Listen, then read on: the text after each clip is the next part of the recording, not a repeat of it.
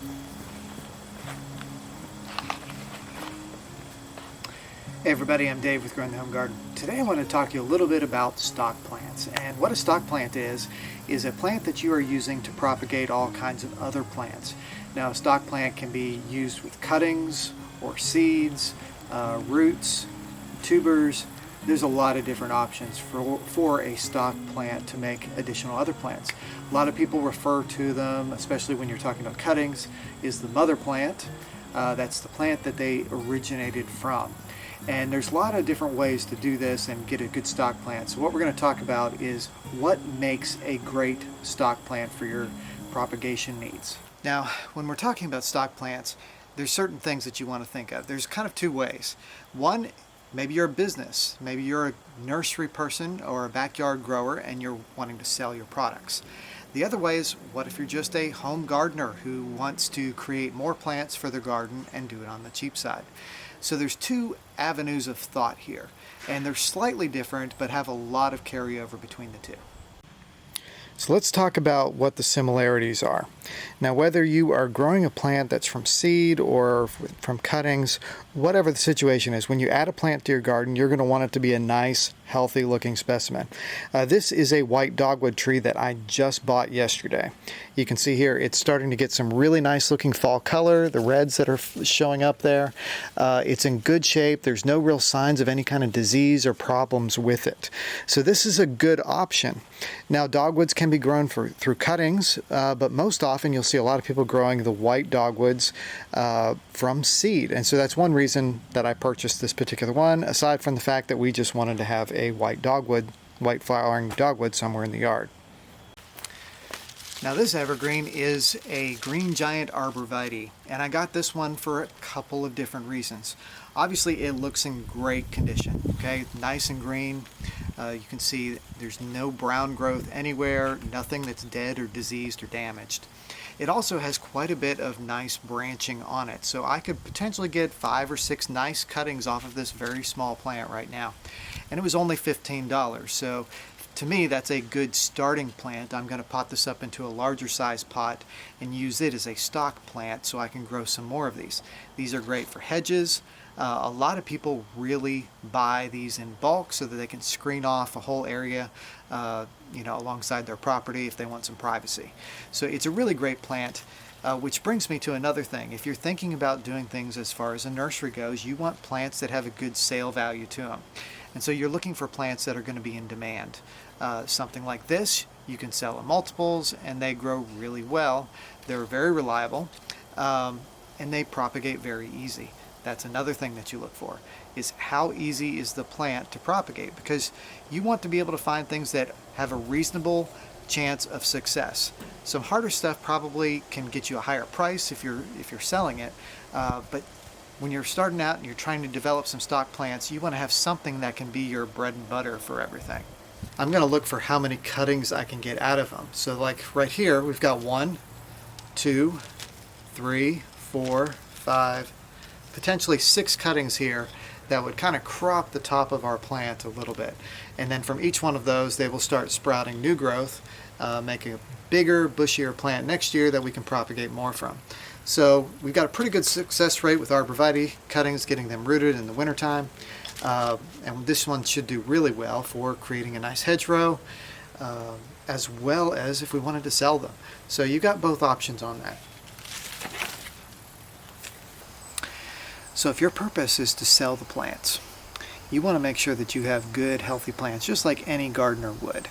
But you also want to make sure that you have plants that are marketable, plants that people want. So you need to pick out the right kinds of varieties for that. So, I'd recommend going around to different nurseries and seeing what they have a lot of stock of and what seems to be selling really well. The other thing is you want to make sure that you are dealing only in non-patented varieties. Plants have patents, and you'll usually go into a nursery or a garden center and you'll see on the label it'll have a PP and then a number next to it. And that number is plant patent, whatever that number might be for that plant. And that basically means for about 20 years from the date of that patent, you're not going to be able to propagate them without permission of the owner of the patent. And that could mean going and getting a license from those folks. But it's probably easier, especially for a backyard grower, to just go with a regular non-patented variety. There's a lot of them out there. And there's a lot of great plants out there that are non-patented that actually are not getting marketed anymore because they've moved on to other patents. We'll get more into that in another video later on. But there's kind of a thing where I think we could be losing a lot of varieties out there just because of those plant patents. But anyway, like this one here, this Russian sage is a non-patented variety of Russian sage. So I can propagate as many of those as I want, as many of those as people would purchase. So it's not a problem at all. And there's lots of other plants. That's one thing I look for when I'm picking out stock plants for my garden, is to find things that are non-patented varieties, or that maybe the patent is going to expire in a few years where I can just deal with it in the garden until then and just grow it for myself, and then maybe one day I'll decide to do that and sell the plants.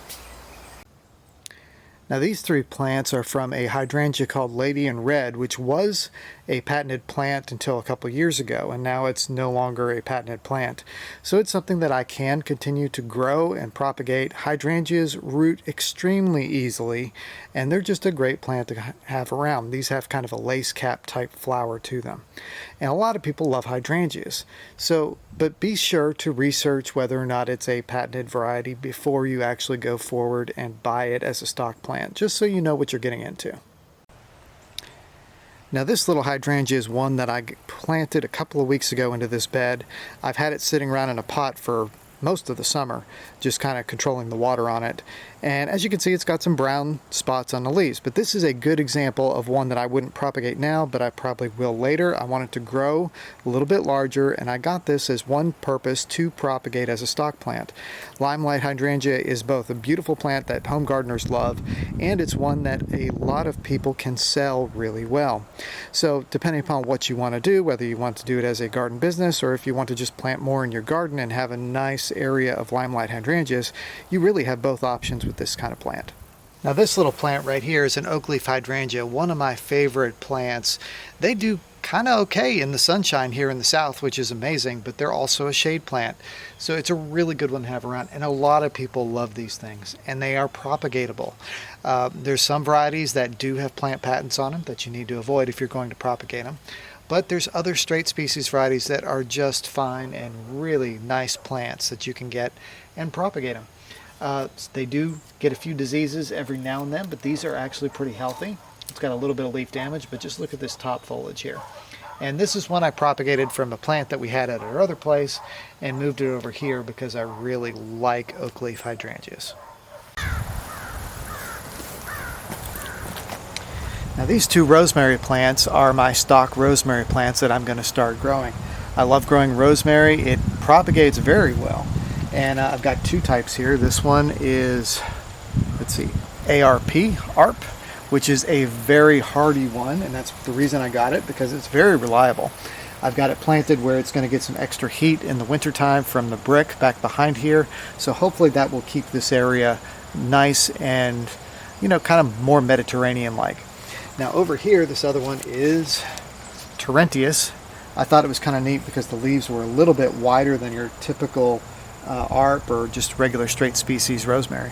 So I got both of those, and I'm growing them here in this spot to grow a stock plant so I can grow more of them here.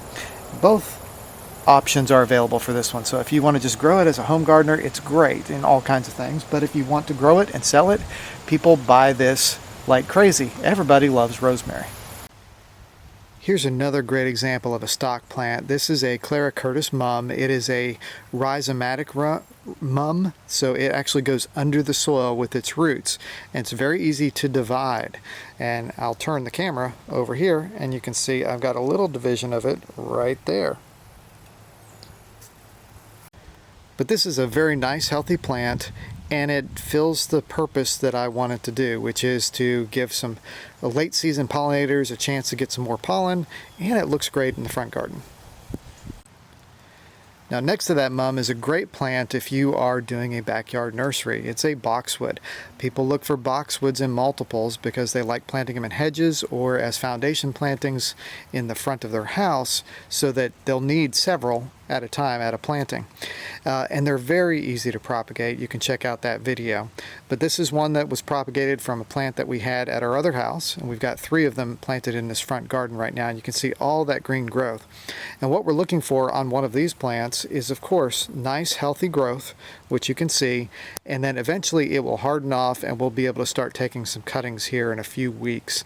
We'll probably do that around December sometime and get some cuttings of that so that we can grow them on next spring. We've got some in the back too that are just getting potted up, some little sprigs that I planted a couple weeks ago. Sometimes a stock plant can meet a specific need, like in the case of this native Prairie Dropseed that can fill in as a ground cover. So you can propagate a lot of these, and then somebody would buy a whole flat of them in order to use as a ground cover in their garden. You are going to want to find plants that, whether you are a gardener or you are selling them to the public, that they are healthy, good plants. You're also going to want to find plants that either you as a gardener desire in your garden, or if you're planning to sell them, that are desired by the public, that have some sort of marketability. And of course, you're going to want to be able to find plants that are relatively easy to propagate, whether that be through seeds, through cuttings, through division. Any of those can be great options for it, but you're going to want to be able to make sure that you can propagate them in order to use them as stock plants. So in picking out the stock plants for your garden or for your garden business, whatever it might be, concentrate on the good, healthy plants. Look for plants that people are really going to enjoy, whether that be yourself in your own garden or if you're selling them to other people. Find that niche product that those people are going to want to purchase from you. So I hope this was interesting and helpful. If it was, hit the like button, subscribe, and we'll catch you next time on Growing the Home Garden. Thanks for watching.